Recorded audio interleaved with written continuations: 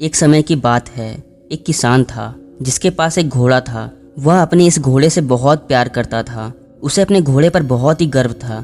यह किसान की कमाई का जरिया भी था और इसी कमाई से किसान अपने परिवार का पेट भरता था। लेकिन एक दिन वह घोड़ा भाग गया।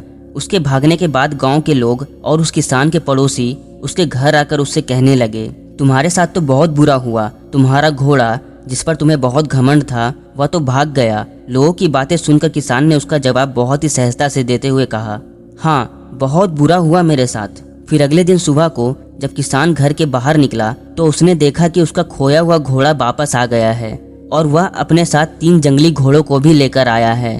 किसान यह सब देखकर बहुत खुश हुआ। जब यह बात गांव वालों को पता चली तो सभी उसके पास दौड़ते हुए आए और किसान से कहने लगे, तुम्हारी किस्मत तो बहुत ही अच्छी है। तुम्हारा खोया घोड़ा भी वापस आ गया और साथ में 3 और घोड़ों को भी लेकर आया।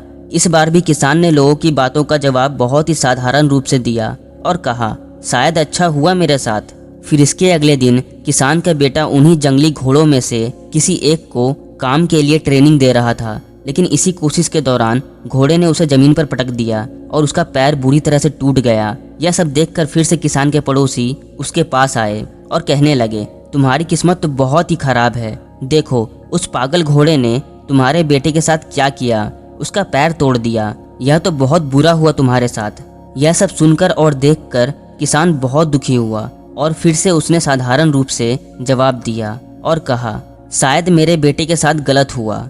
इसके अगले दिन कुछ आतंकवादी उस किसान के घर आते हैं जो जवान लड़कों की तलाश कर रहे थे ताकि उन्हें अपने ग्रुप में शामिल कर सके। जब उन्होंने किसान के बेटे को देखा तब उसे छोड़ दिया क्योंकि उसका पैर टूटा हुआ था और उसे छोड़कर गांव के बाकी लड़कों को अपने साथ लेकर चले गए। जब उसके पड़ोसियों और बाकी गांव वालों ने यह सब देखा तो वे किसान के पास आए और कहने लगे, तुम्हारे बेटे को तो आतंकवादी नहीं ले गए। सच में तुम्हारी किस्मत तो बहुत ही अच्छी है। इस आखिरी बार भी किसान ने बड़ी सहजता से कहा, हाँ, शायद मेरी किस्मत अच्छी है।